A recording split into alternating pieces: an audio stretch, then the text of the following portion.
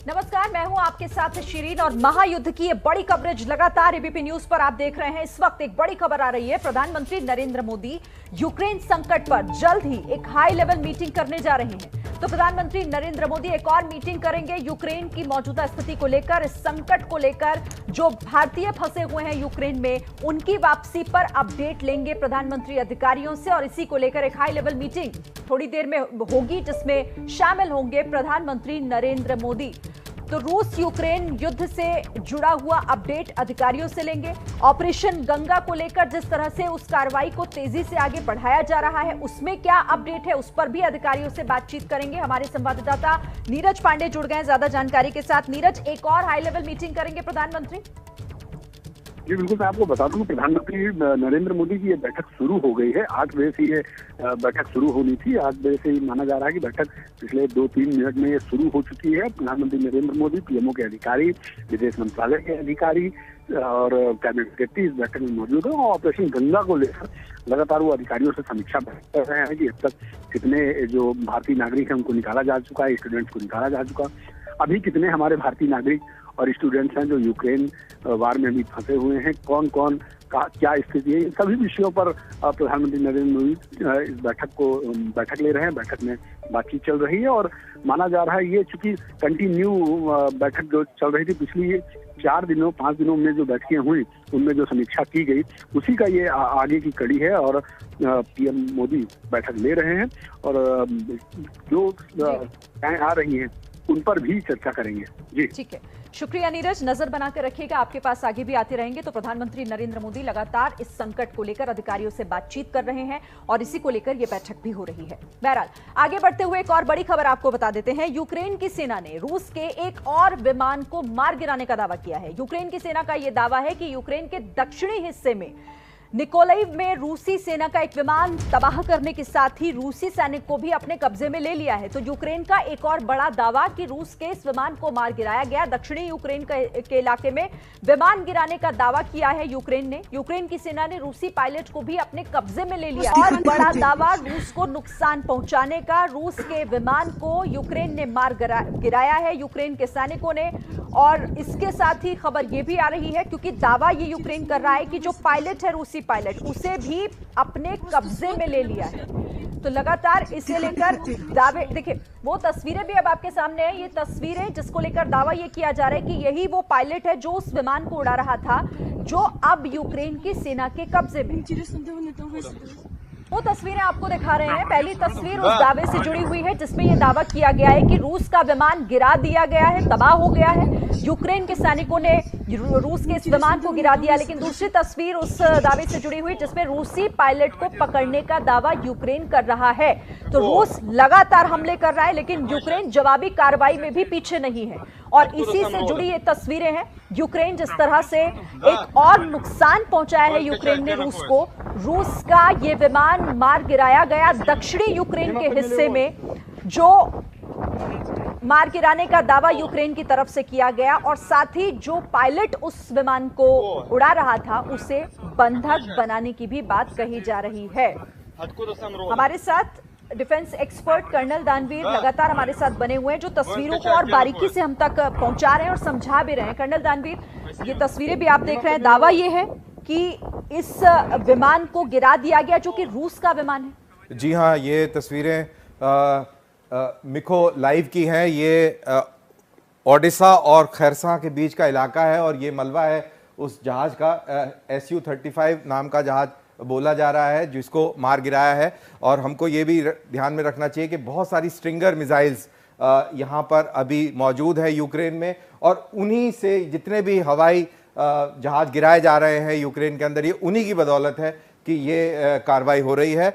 16,000 यूरोपीय लड़ाके जो हैं यूक्रेन में दाखिल हो गए हैं। अमेरिकी स्टिंगर मिसाइल्स बहुत सारी तादाद में जर्मनी के थ्रू सप्लाई करी गई हैं। इनकी रेंज 8 किलोमीटर होती है और ये जो भी इस तरीके के जहाज़ों को गिराया जा रहा है, ये उन्हीं स्ट्रिंगर मिसाइल्स की वजह से गिराया जा रहा है। श्रीन, बिल्कुल, क्योंकि दावा ये बड़ा है। जिस तरह से तस्वीरें भी सामने आ रही हैं, तस्वीरें बता रही हैं कि यूक्रेन ने यही दावा किया है कि रूसी पायलट को भी पकड़ लिया और इस विमान को मार गिराया गया है, तबाह कर दिया गया है। इस पर भी हम आगे बात करेंगे, लेकिन ऑपरेशन गंगा का जिक्र कर लेते हैं, क्योंकि ऑपरेशन गंगा को लेकर इस समय एक बड़ी खबर आ रही है। यूक्रेन में भारतीय राजदूत की तरफ से यह दावा किया गया है कि पेशोचिन से सभी भारतीयों को सुरक्षित निकाल लिया गया। तो एक और इलाके से भारतीयों को सुरक्षित निकालने की बात कही जा रही है। भारतीय राजदूत की तरफ से कहा यह गया है कि पेशोचिन में जो भारतीय फंसे हुए थे उन सभी को वहां से सुरक्षित निकाल लिया गया। इससे पहले खार्किव में भी फंसे हुए सभी भारतीयों को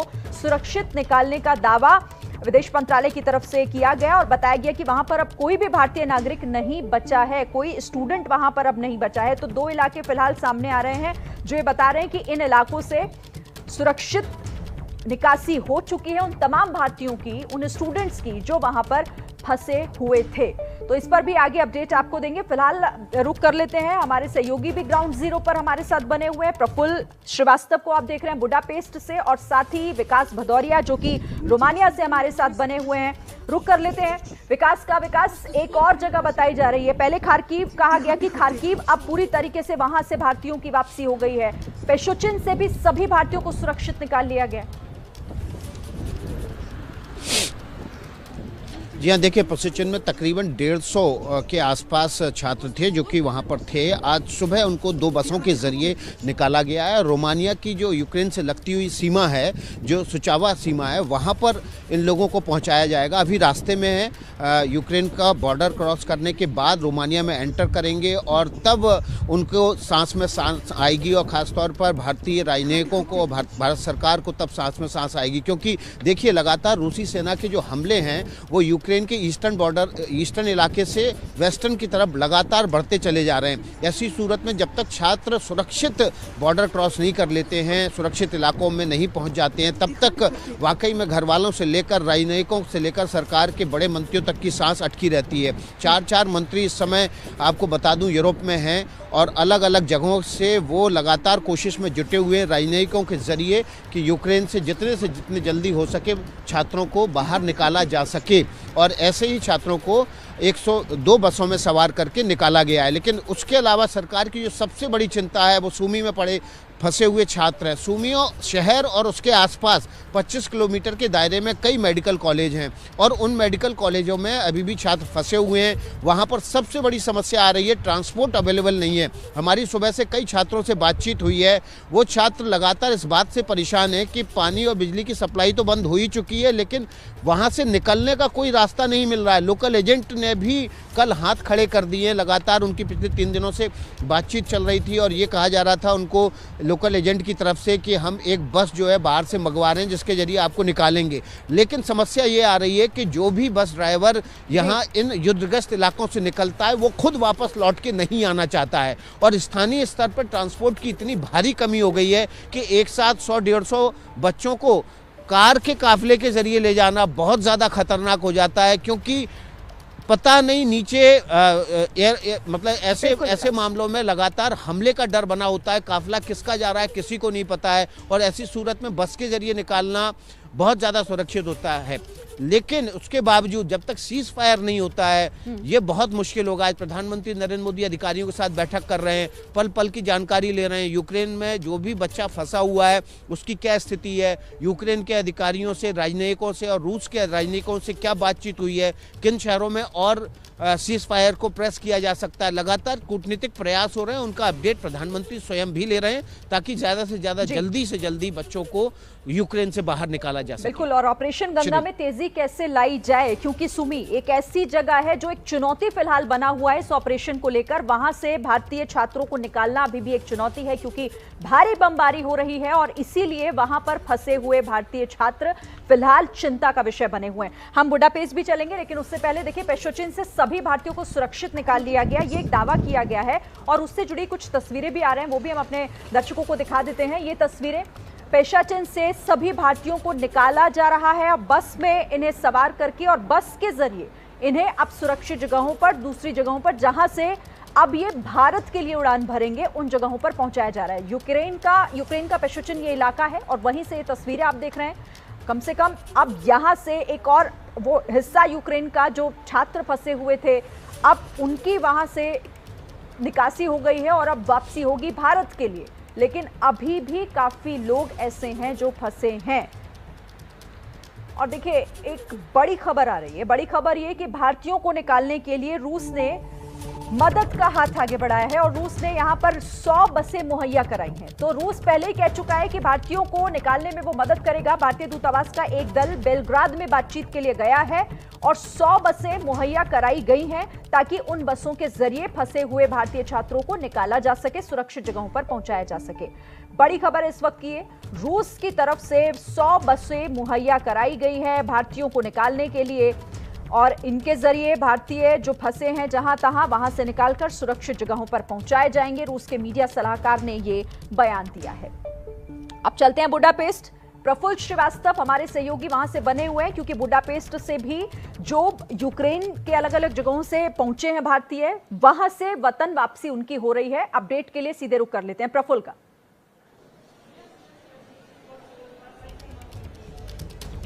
देखिए शिरीन, अब पिछले 2 दिनों में 2000 से ज़्यादा बच्चे आ चुके हैं और आज 7 फ्लाइट जानी है, जिसमें से 3 उड़ान भर चुकी हैं, जिसमें 580 छात्र जो है वो यहाँ से निकल चुके हैं और अभी और 4 उड़ानें भरी जानी बाकी हैं, जिसमें जो चौथी उड़ान है ये यहाँ पर उसकी तैयारी की जा रही है। 210 बच्चे यहाँ से जाएंगे और मैं आपको तस्वीरें दिखा दूँ। ये तमाम बच्चे जो हैं अब यहाँ से बोर्ड करने की तैयारी कर रहे हैं, इनके बोर्डिंग पासेस तैयार किए जा रहे हैं और यहाँ पर कुछ ऐसे छात्र भी हैं जो अपने साथ अपने जानवरों को भी लेकर आए हैं। ये आप तस्वीरें देखें तो सामने कुछ छात्र जो हैं जिनके साथ पालतू जानवर थे, उनके कुत्ते थे, वो उनको भी लेकर आए हैं और हमें ये जानकारी दी गई है कि ज़्यादातर बच्चे इसमें खार्किव के इलाके से यहाँ पर पहुंचे हैं। तो ये वो तस्वीरें हैं जो बोर्ड कर रहे हैं और ऐसी ही मैं तस्वीर आपको दूसरी तरफ दिखा दूं, जहाँ पर इसके बाद जो फ्लाइट जाएगी यहाँ से, जो 5वीं फ्लाइट होगी, उसकी तैयारी भी बहुत तेजी से यहाँ पे की जा रही है। जो बच्चे अगली फ्लाइट में जाएंगे उनको यहाँ ले जाया जा रहा है और 20 बसें आ चुकी हैं और बच्चों को बिठाने के लिए टर्मिनल छोटा पड़ रहा है, लिहाजा ऊपर की तरफ जो गैलरी में अरेंजमेंट थी वो किया गया है। ये तमाम जो छात्र आप ऊपर की तरफ देख रहे हैं तस्वीरों में, ये सभी भारतीय छात्र हैं और इन सबको यहाँ पर एक एक करके लाया गया है और हमें जानकारी दी गई है कि करीब 1200 छात्र जो हैं वो आज यहाँ से भारत भेजे जाएंगे। पिछले 2 दिनों में 2000 से ज़्यादा छात्रों को भेजा गया है और लगातार इस तरह से ये अरेंजमेंट किए जा रहे हैं कि छात्रों को ज़्यादा देर यहाँ बुडापेस्ट में रुकना ना पड़े। और हमें जानकारी मिली है कि कुछ और छात्र जो है वो हंगेरी बॉर्डर को क्रॉस करके यहाँ बुडापेस्ट लाए जाएंगे, जिन्हें अगले 2 दिनों में इसी तरह से अरेंजमेंट करके उन्हें यहाँ से भेजा जाएगा। तो फिलहाल तैयारियां यहाँ पर देखिए, आपको मैं दिखा दूं कि वॉलंटियर्स जो हैं वो उन छात्रों को यहाँ पर लेकर आ रहे हैं जो इसके बाद फ्लाइट है, यानी 210 बच्चे जो बोर्ड कर जाएंगे उसकी अगली फ्लाइट के लिए यहाँ पर उनको ले जाया जाएगा ताकि बोर्डिंग में किसी तरह की देरी ना हो। ये जो टर्मिनल है यहाँ से बहुत कम उड़ानें होती हैं, इवैक्यूएशन के लिए इस्तेमाल किया जा रहा है। भारत के जो छात्र हैं उनके इवैक्यूएशन के लिए इसको इस्तेमाल किया जा रहा है और 7 फ्लाइटें उड़नी है और औसतन 7 फ्लाइट पिछले 2 दिनों से लगातार जारी है। तो आज 21 फ्लाइट हो जाएंगी आज। तो 3 दिनों से बहुत तेजी से इन छात्रों को यहाँ से बुडापेस्ट के जरिए भारत भेजा जा रहा है और उसकी तैयारी अभी हम देख पा रहे हैं कि लगातार इन बच्चों को बसों के जरिए बुडापेस्ट जो राजधानी है वहाँ से इस टर्मिनल पर लेकर आया जा रहा है। ठीक है प्रफुल्ल, तो प्रफुल्ल जैसे जानकारी दे रहे हैं कि इस कार्रवाई में तेजी लाई जा रही है। 4 और विमान जो अब यहां से निकलेंगे और वहां से उन छात्रों को लेकर भारत लाया जाएगा। ठीक है प्रफुल्ल, आगे भी आपसे हम जुड़ेंगे, लेकिन ये संकट बना हुआ है। यूक्रेन में रूस लगातार अपना कब्जा बना रहा है। हमारे साथ डिफेंस एक्सपर्ट कर्नल दानवीर बने हुए हैं लगातार। कर्नल दानवीर से समझते हैं कि यूक्रेन में कहां पहुंच गया है रूस। जी हाँ, जब ये लड़ाई शुरू हुई थी तो 3 तरफा हमले हुए थे, उत्तर से, पूर्व से और दक्षिण से। इसमें मिसाइलों, टैंकों और क्रूज मिसाइल्स का इस्तेमाल हुआ था, हेलीकॉप्टर्स का इस्तेमाल हुआ था। आज 10वां दिन है और कहाँ पे पहुंची है लड़ाई, उसके बारे में इन्हीं ग्राफिक्स के ज़रिए समझाते हैं। लेकिन इसी बीच ये भी है कि साउथ के जो 2 मरियापोल और उसके नज़दीक एक और जो शहर है वहाँ पर सीज़ फायर की भी बात हुई, एक ग्रीन कॉरिडोर बनाने की बात हुई, वहाँ से हमारे लोगों को करेक्शन वहाँ पे जो लोग फंसे हुए थे उनको निकालने की बात हुई।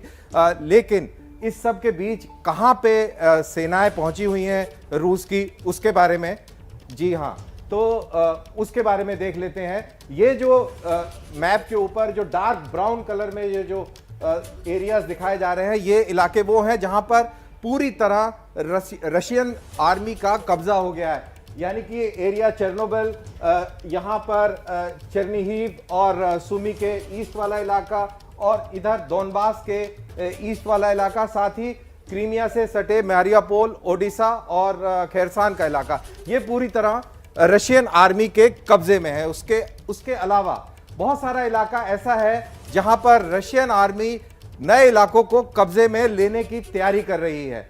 और ये जो स्लांट लाइन से जो इलाका दिखाया जा रहा है, ये वो इलाका है दैट इज कीव के दक्षिण पूर्व का जो इलाका है। यहां पर इस इलाके को पूरी तरह अपने गिरफ्त में लेने की कार्रवाई चल रही है। इसके लिए बहुत भारी तादाद में टैंक्स और हेलीकॉप्टर्स जो हैं बेलारूस और इस सेन कीव के इलाके से यहां पर मूवमेंट हुआ है। ये जो पूरी जो फोर्स है, ये tank army, combined armed army और ये सारी चीजें, ये सारे जो दस्ते हैं, उनका ये प्रहार चल रहा है और कीव को चारों तरफ से घेरने की तैयारी चल रही है। श्री बिल्कुल, तो बेहतरीन तरीके से यहाँ पर कर्नल दानवीर ने समझाया कि कैसे यूक्रेन में रूस ने एक पूरे स्ट्रेटेजिक तरीके से उसे घेराबंदी करने की कोशिश की, उसकी उस रणनीति के तहत उसने घेरना शुरू किया और उसके बाद कई शहरों में कब्जे करने की कोशिश की। हालांकि लगातार यूक्रेन की तरफ से पलटवार भी किया जा रहा है।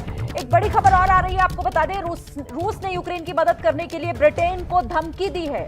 रूस ने धमकी दी है ब्रिटेन को, हम नहीं भूलेंगे कि ब्रिटेन ने यूक्रेन की मदद की है। तो रूस लगातार युद्ध भी लड़ रहा है और दूसरे देशों को धमकाने का काम भी कर रहा है और ब्रिटेन को भी धमकी दी है रूस ने कि अगर मदद की तो फिर आगे देखेंगे। और इसी बीच देखिए, आपको यह भी हम बता दें बड़ी खबर कि प्रधानमंत्री Narendra Modi high level meeting भी कर रहे हैं और उस मीटिंग के तहत वो ऑपरेशन गंगा में कहां तक जो तेजी लाई गई है, उसका असर क्या हो रहा है, उस पर अधिकारियों से चर्चा कर रहे हैं। वो तस्वीरें भी इस वक्त आपके सामने हैं, अंदर की तस्वीरें हम आपको दिखा रहे हैं। बड़े अधिकारियों के साथ, कई मंत्रियों के साथ यहां पर प्रधानमंत्री नरेंद्र मोदी जो कि हाई लेवल मीटिंग कर रहे हैं, इस संकट से जुड़ा हुआ वो इस वक्त बातचीत कर रहे हैं, अपडेट ले रहे हैं। अच्छा, आपको मैं बता दूं कि ये तस्वीरें पिछली बैठक की तस्वीरें हैं, जब इससे पहले हाई लेवल मीटिंग प्रधानमंत्री नरेंद्र मोदी ने की थी। और आज भी क्योंकि एक बैठक चल रही है, इसी तरीके की एक और बैठक जिसमें अधिकारियों से और मंत्रियों से बातचीत करके अभी तक का जो फॉलोअप है वो ले रहे हैं, अभी तक का जो अपडेट है वो ले रहे हैं प्रधानमंत्री उन अधिकारियों से कि आखिर ऑपरेशन गंगा में क्या कुछ सफलता हाथ लगी है और किस तरह से इसमें और तेजी लाई जा रही है। विकास भदौरिया हमारे संवाददाता बने हुए हमारे साथ। विकास, बैठक कर रहे हैं प्रधानमंत्री नरेंद्र मोदी, कोई अपडेट वहां से मिल रहा है? या देखिए, मैं आपको ताज़ा तस्वीरें दिखा देता हूं। इस वक्त मेरे मोबाइल पर वो वीडियो है जो प्रधानमंत्री नरेंद्र मोदी इस वक्त मीटिंग कर रहे हैं, उसकी ताज़ा तस्वीरें हैं और ये तस्वीरें एबीपी न्यूज़ पर सबसे पहले आप देख सकते हैं। इस बैठक के जरिए प्रधानमंत्री न केवल ऑपरेशन गंगा के से जुड़े हुए एक एक पहलू की जानकारी ले रहे हैं, बल्कि सूमी में फंसे बच्चों और ख़ासतौर पर यूक्रेन के दूसरे इलाकों में फंसे हुए बच्चों को निकालने के लिए जो भी राजनयिक प्रयास किए जा सकते हैं और जो भी उच्चतम स्तर पर बातचीत करके रास्ता निकाला जा सकता है, उसकी रणनीतिक बैठक में चर्चा कर रहे हैं। और मैं आपको बता दूं, देखिए, पिछले 8-9 दिनों में जब से युद्ध भड़का है, तब से लगातार प्रधानमंत्री नरेंद्र मोदी राष्ट्रपति पुतिन से 2 बार बात कर चुके हैं। इसके अलावा यूक्रेन के राष्ट्रपति से भी बात कर चुके हैं और लगातार कोशिश उनकी ये है कि जो बड़ी तादाद में भारतीय यूक्रेन में फंसे हुए हैं उनको तेजी से निकाला जा सके। और इसी के तहत जो 4 मंत्री हैं उनको यूरोप के अलग अलग इलाकों में भेजा है। लेकिन आज जो बड़ा डेवलपमेंट हो सकता है वो ये है कि जो बेलग्रेड में भारतीय राजनयिक भेजे गए थे ताकि रूस के साथ एक सीज फायर और ग्रीन कॉरिडोर बनाकर वहां से भारतीय छात्रों को खासतौर पर सिवमी और दूसरे आसपास के छोटे टाउन में जहां पर मेडिकल कॉलेज हैं उन छात्रों को निकाला जा सके, उस पर एक बड़ा ब्रेक थ्रू हो सकता है। इसके लिए खासतौर पर भारतीय छात्रों के लिए ग्रीन कॉरिडोर बनाकर बसों के जरिए इन छात्रों को निकालने की योजना भारत सरकार ने रूस के सामने रखी है। रूस की तरफ से 100 बसों का इंतजाम कर इन छात्रों को निकालने पर सहमति बन गई है। बाकायदा इसके लिए रूस की तरफ से बयान आ भी गया है। लेकिन वो ग्रीन कॉरिडोर कौन सा होगा कि सुरक्षित रास्ते से निकाला जा सकेगा, क्योंकि रूस भी नहीं चाहता है कि उसके हमले कम करके अभी यूक्रेन को किसी भी तरह का वो रणनीतिक लाभ लेने दे। लेकिन उसकी एक प्राथमिकता ये भी है कि भारत के छात्र भी सुरक्षित इस युद्ध के दौरान ही निकल भी जाएं। बिल्कुल, और प्रधानमंत्री भी इसी को लेकर ये बैठक भी कर रहे हैं। वो तस्वीरें भी हम अपने दर्शकों को दिखा देते हैं एक बार फिर से कि किस तरह से वो मीटिंग चल रही है और इस मीटिंग में यही चर्चा हो रही है कि ऑपरेशन गंगा में तेजी कैसे लाई जा सके और जिन इलाकों में इस वक्त वहां से छात्रों को निकालना मुश्किल हो रहा है, जिनमें सूमी भी शामिल है। सूमी वो इलाका जहां पर लगातार भारी बमबारी हो रही है और वहां से छात्र निकल ही नहीं पा रहे हैं। वीडियो बनाकर वो भेज रहे हैं कि किसी भी तरह से सरकार की मदद उन तक पहुंचे, वो वहां से निकाले जाएं। तो इन तमाम बातों का जिक्र कहीं ना कहीं इस मीटिंग में हो रहा होगा। और आज की तस्वीरें भी हम आपको दिखा रहे हैं। यूक्रेन संकट पर प्रधानमंत्री नरेंद्र मोदी जो बैठक कर रहे हैं वो बैठक अभी भी जारी है और उसी बैठक की ये तस्वीरें अंदर की हम आपको दिखा रहे हैं। बड़े अधिकारी और तमाम मंत्रियों के साथ इस वक्त प्रधानमंत्री नरेंद्र मोदी ये मीटिंग कर रहे हैं। आप देख रहे हैं तस्वीरों में विदेश मंत्री एस जयशंकर भी शामिल हैं, इसमें केंद्रीय मंत्री पीयूष गोयल भी इस मीटिंग में शामिल हैं और साथ ही कई बड़े अधिकारी जो इस पूरे ऑपरेशन गंगा से जुड़े हुए हैं।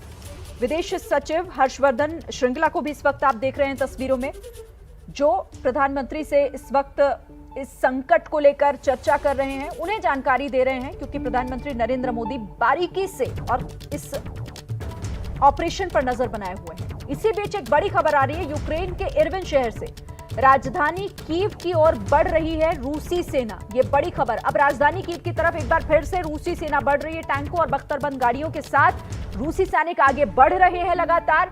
तो कीव राजधानी और साथ ही सबसे बड़ा शहर यूक्रेन का, जिस पर निगाह रूस की लगातार बनी हुई है और कोशिश यही हो रही है कि किसी भी तरीके से कब्जा कर लिया जाए। यूक्रेन के इरपिन शहर में दाखिल हुई है रूसी सेना और अब राजधानी कीव की तरफ मूव कर रही है।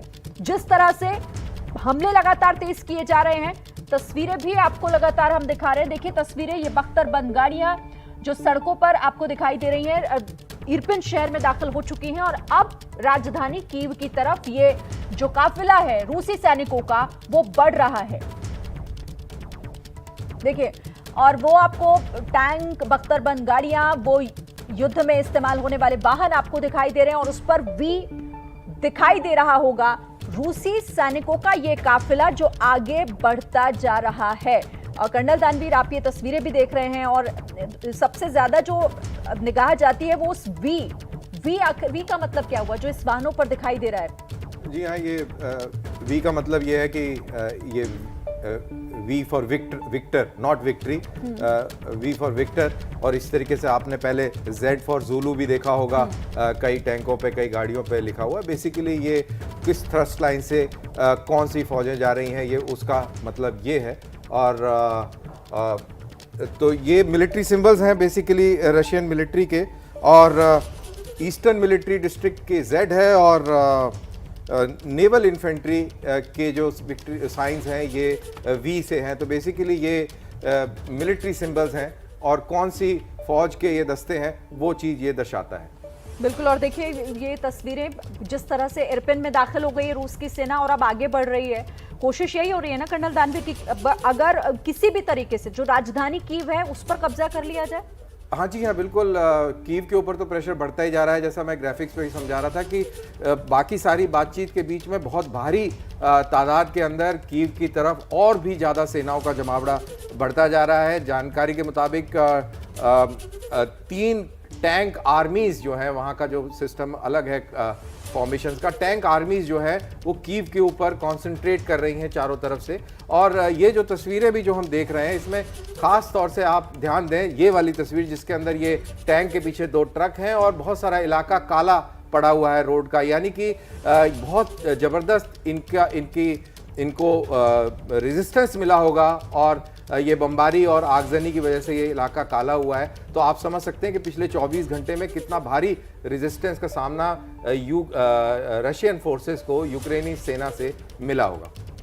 बिल्कुल, और उसी से जुड़ी ये तस्वीरें हैं कि कैसे रूसी सैनिक लगातार आगे बढ़ रहे हैं। एक तरफ बमबारी हो रही है, हमले हो रहे हैं, धमाके हो रहे हैं, शहर के शहर तबाह हो रहे हैं, तो दूसरी तरफ यूक्रेन भी पलटवार लगातार कर रहा है। तो रूस यूक्रेन की जंग लगातार जारी है। आज 10वां दिन है, लेकिन ये थमने का नाम नहीं ले रही और साथ ही अभी तक ये भी नहीं समझ आ रहा कि आखिर ये कहां जाकर रुकेगी। और तस्वीरों के जरिए सबका हाल सब तक पहुंच ही रहा है कि किस तरह से तबाही मची हुई है, लेकिन वहां पढ़ रहे भारतीय बच्चों ने वो सब अपनी आंखों के सामने रोते हुए देखा है। ऐसे कई बच्चे अभी भी वॉर जोन में फंसे हुए हैं, लेकिन जो खुशनसीब बच्चे सुरक्षित अपने वतन वापस लौट आए हैं वो अभी भी उस दहशत से उबर नहीं पाए। ऐसे ही कुछ छात्रों ने एबीपी न्यूज के साथ अपने अनुभव साझा किए।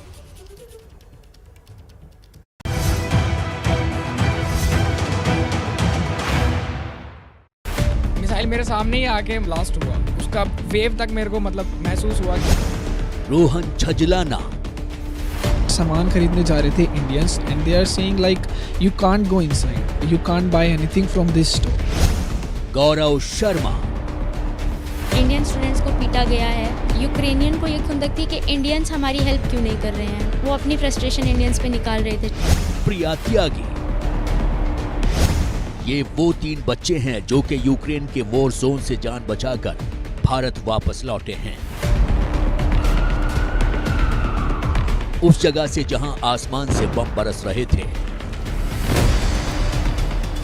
मिसाइलें दागी जा रही थी, जहां गोलीबारी हो रही थी, जहां सायरनों की आवाज से दिल बैठा जा रहा था,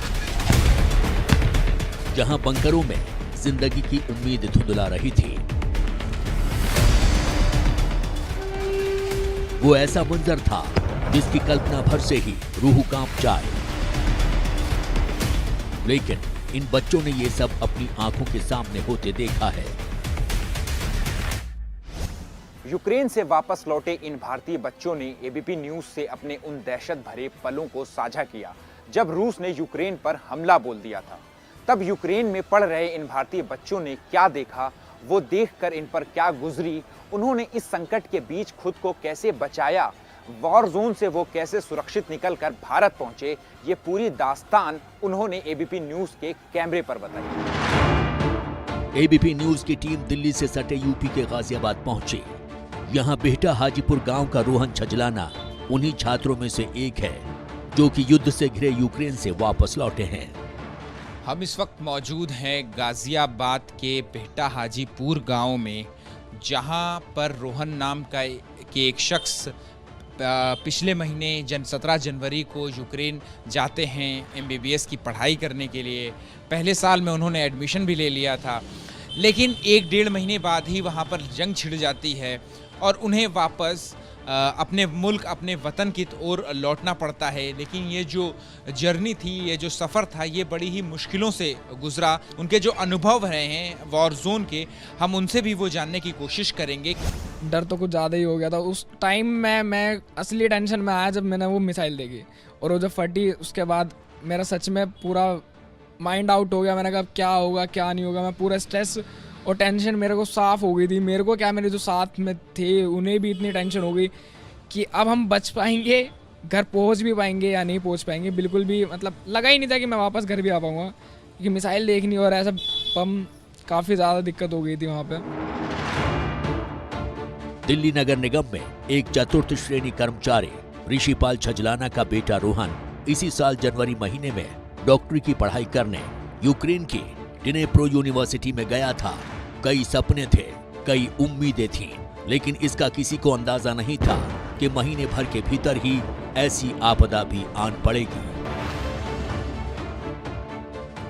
पेरेंट्स को जितना हो सके उतना उन सब चीज़ों से दूर रखना चाह रहा था कि ना ही इन्हें ज़्यादा पता चले, बट फिर भी उन्हें पता चलती थी तो मेरे पास फ़ोन करते थे कि कैसा है कैसा है। मैंने कहा हाँ मैं ठीक हूँ, मैंने खाना खाया, भले मैंने कुछ खाया है नहीं खाया, बट मैं उनको बता देता था कि हाँ मैंने खाना खाया है अभी, कि और मैं अभी रूम में ही हूँ। मैं उस टाइम बाहर हूँ ना, मैं जब भी उनको कहता था कि मैं रूम में हूँ, पर फिर मेरे को क्योंकि नीड्स जो सामान चाहिए उसके लिए बाहर जाना पड़ता था, उसके अलावा और कोई ऑप्शन नहीं था। बाहर बिना जाए तो सामान आएगा नहीं, और जाने वाले भी सिर्फ हम ही, तो हमें जाना ही पड़ता था। दिमाग में बहुत कुछ आ रहा था, इतना है कि पता नहीं मेरा बच्चा वापस आ भी पाएगा नहीं आ पाएगा, बहुत डर लग रहा था हाँ, बेटे के लिए। आपकी रोहन से बात हो रही थी, क्या क्या बात होती थी, किस तरीके से आप समझाती थी? नहीं, मैंने उसी वक्त मैंने फ़ोन किया अपने बेटे को कि बेटे क्या हुआ, तो बेटे ने कहा कि मम्मी फ्लैट 2-3 घंटे के बाद मिलेगी, अभी टेंशन मत करो तुम ज़्यादा। मैंने कहा ठीक है बेटा, ऐसे कह के मैं आ गई घर।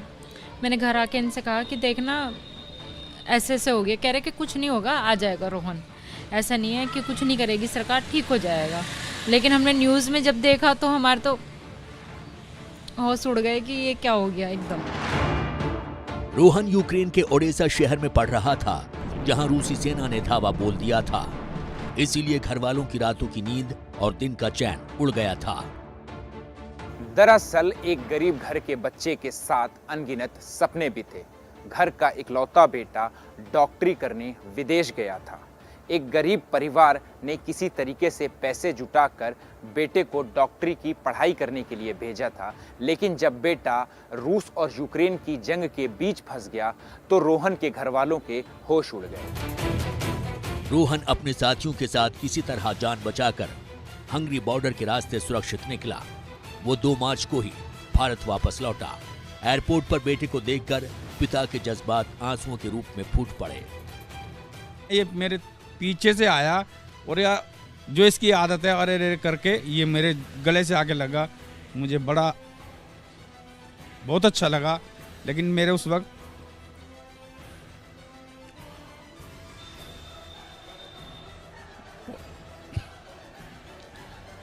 बहुत रोया हम। खुशी भी थी, संभाल नहीं पाए। रोहन की घर वापसी पर गांव में जबरदस्त जश्न हुआ। गांव वालों ने ढोल नगाड़ों और आतिशबाजी के साथ रोहन का वेलकम किया। उन्होंने आपका किस तरीके से स्वागत किया, क्या बोला आपको, आप आसपास पड़ोस के लोग जब आपकी शक्ल देखी उन्होंने तो कैसा लगा उन्हें, आपको कैसा लगा उनको देख के? अच्छा, बहुत अच्छा स्वागत किया भाई। इन्होंने मेरे लिए ढोल वगैरह मतलब बम वगैरह फोड़े यहाँ पे, और इतने ज़्यादा खुश हुए। कुछ तो बंदे रो भी पड़े, जो मेरे एल्डर्स हैं, मेरे बाबा चाचा वाचा, ये सब ये भावुक हो गए एकदम इमोशनली। और काफ़ी ज़्यादा खुश भी हुए देख के कि हाँ मैं सेफ हूँ अभी, क्योंकि मैं इनका फ़ोन भी पिक नहीं कर पा रहा था, मेरे को टाइम ही नहीं मिल पा रहा था कि ये सब भी हो। रोहन को इस बात का अफसोस तो है कि उसकी डॉक्टरी की पढ़ाई की शुरुआत होते ही इतना बड़ा संकट आ गया, लेकिन सबसे बड़ी राहत की बात यह है कि वॉर जोन से बच्चे सकुशल लौट आए। गाजियाबाद से अहमद बिलाल की रिपोर्ट। तो ये वो छात्र हैं जो लौट आए हैं। वतन वापसी पर परिवार बेहद खुश है, खुद को खुद खुशनसीब यहाँ पर समझ रहे हैं, लेकिन अभी भी कई ऐसे परिवार हैं जो अपने घर के कई बेटियों को वो इंतजार कर रहे हैं कि वो कब लौटेंगे, क्योंकि अभी भी बहुत सारे ऐसे स्टूडेंट्स हैं जो यूक्रेन में जहां तहां फंसे हुए हैं। हालांकि ऑपरेशन गंगा के तहत कोशिश यही हो रही है